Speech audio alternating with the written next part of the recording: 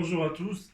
Aujourd'hui, je vous propose de voir une introduction générale sur les systèmes des équations de premier degré à deux inconnus, ou bien نظمة معادلتين من الدرجة الأولى بمجهولين. أول شيء سنتعرف عليه هو طرق حل هذا النوع من المعادلات. هناك عدة طرق، سنكتفي فقط بثلاث طرق. أول طريقة méthode de substitution، بمعنى طريقة التعويض. مثلا نأخذ المثال التالي.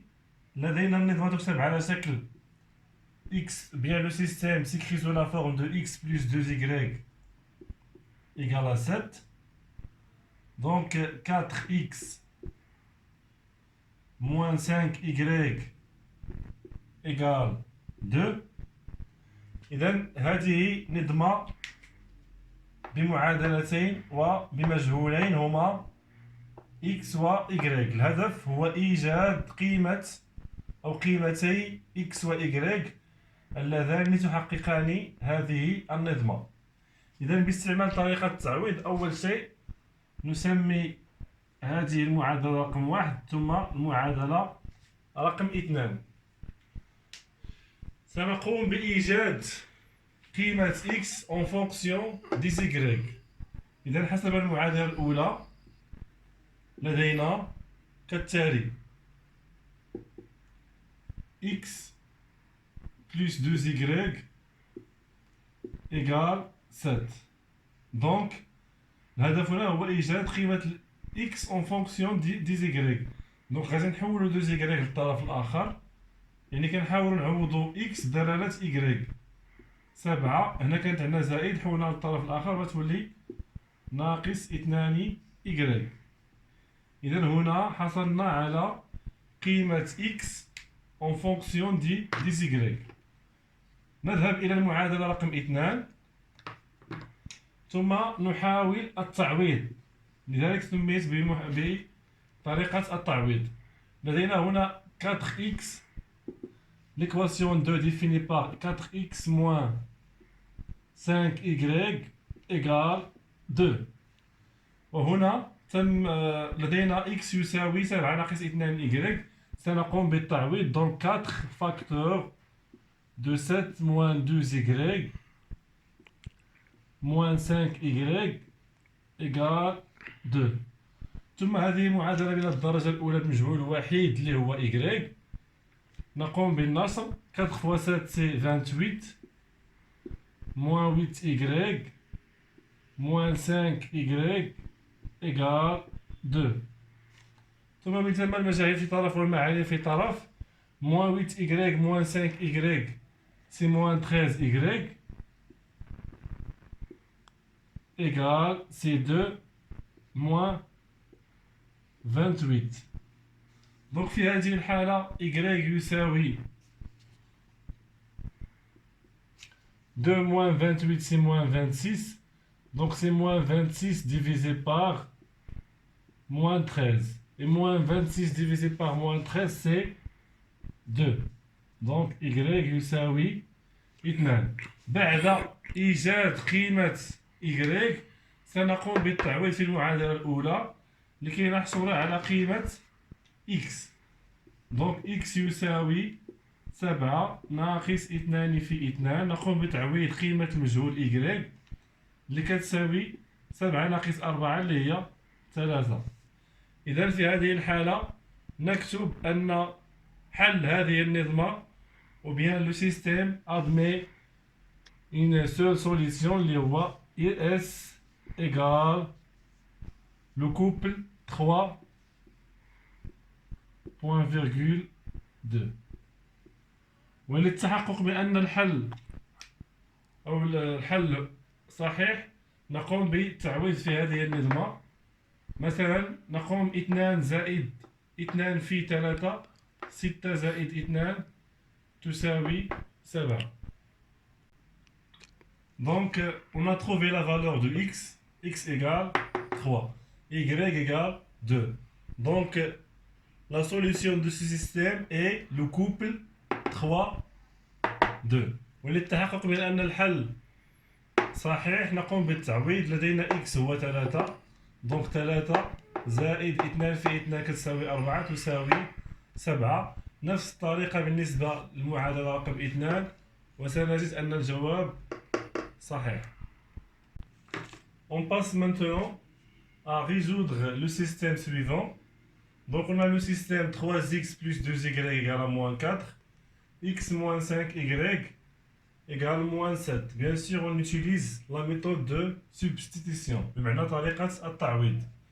لدينا هنا يمكن أن نقوم بإيجاد قيمة x en fonction des y، لكن أنصحكم باستعمال المعادلة رقم 2، يعني أسهل بكثير. إذا انطلاقا من المعادلة رقم 2 نسمي هذه معادلة رقم 2 معادلة رقم 1. انطلاقا من المعادلة رقم 2 x moins 5y égale moins 7. الهدف هو إيجاد قيمة x. إذا x يساوي ناقص 7 نكتبها في هذا الطرف، ثم نقوم بتحويل ناقص 5y الطرف الآخر اللي كتساوي بلس 5y. إذا هنا تمكنا من إيجاد قيمة x en fonction des y. ثم سنستعمل المعادلة رقم 1 لتعويض قيمة x، ونكتب d'après l'équation 1 3x plus 2y égale moins 4. Donc في هذه الحالة نقوم بتعويض x. Donc 3 facteur de quoi? De moins 7 plus 5y plus 2y égale moins 4. ثم نقوم بالنصر. 3 fois moins 7 c'est moins 21. 3 fois 5 c'est 15y plus 2y égale moins 4. وكما تعلمون لحل هذا النوع من المعادلات المجاهيل في طرف والمعاني في طرف. لدينا هنا 15 plus 2 c'est 17 égale moins 4. ثم نقوم بتحويل moins 21 إلى الطرف الآخر اللي هي plus 21. ثم 17y كتساوي moins 4 plus 21 c'est 17. Alors y égale 17 divisé par 17 اللي كتساوي 1. بعد إيجاد قيمة x نقوم بتعويض x في هذه المعادلة.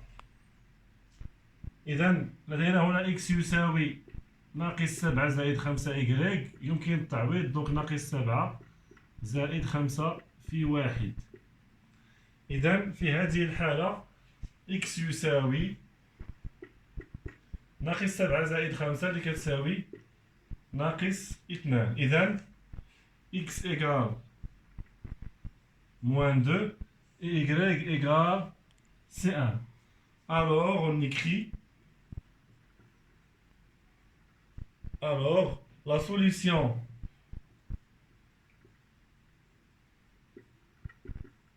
de ce système est le couple moins 2, donc le couple x, y, donc c'est moins 2, point virgule 1. وللتحقق من أن الحل حل صحيح نقوم بالتعويض. 3 في ناقص 2 تساوي ناقص 6 زائد 2 تساوي ناقص 4. نفس الشيء فيما يخص المعادلة رقم 2. الآن ننتقل إلى تمرين شامل لطرق حل النظمة. سنحاول التطرق إلى حل هذه النظمة باستعمال الطريقة 1 التي هي طريقة التعويض méthode de substitution. هذا التمرين مأخوذ من الامتحان الجهوي لمادة الرياضيات سنة 2018 لجهة الدار البيضاء ستات. إذا طريقة التعويض هي كالتالي. On a le système donc des équations 1 et 2. طريقة التعويض يعني نعوض. مثلا نستعمل المعادلة رقم 2 définie par x plus y égale à 5. سنحاول أن نجد x en fonction de y ou bien y en fonction de x. سنقوم بكتابة x بدلالة y أو العكس. كلا الطريقتين صحيح. إذا نقوم بتحويل y إلى الطرف الآخر، donc c'est 5 moins y. ثم نقوم بتعويض x في المعادلة رقم 1. إذا لدينا هنا المعادلة رقم 1 définie par 1 définie par 2x plus 5y égale à 16. Donc, نقوم بتعويض قيمة x, donc 2 facteurs de 5 moins y plus 5y égale à 16. ثم هذه المعادلة من الدرجة الأولى بمجهول واحد الذي هو y. نقوم بالنشر، donc c'est 10 moins 2y plus 5y égale à 16. ثم المجاهيل في طرف والمعالم في طرف. لدينا هنا ناقص 2y زائد 5y تساوي 3y. ثم نقوم بتحويل 10 إلى الطرف الآخر تصبح ناقص 10.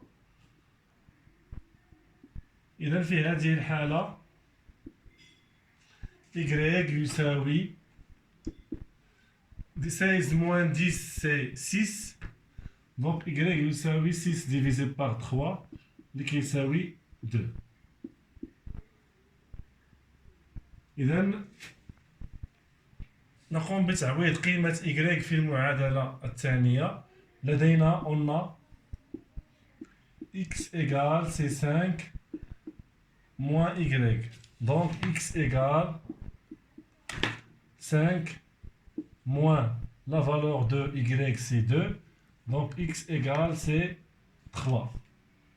Donc la solution de ce système est le couple. La solution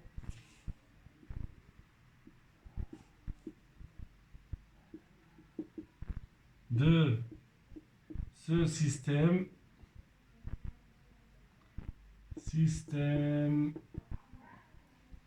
est le couple XY, donc c'est 3 point virgule 2. هذا باستعمال الميثود 1 اللي هي طريقة التعويض. قمنا بتعويض x في المعادلة الثانية، ثم نقوم بالتعويض مرة أخرى لإيجاد قيمة x.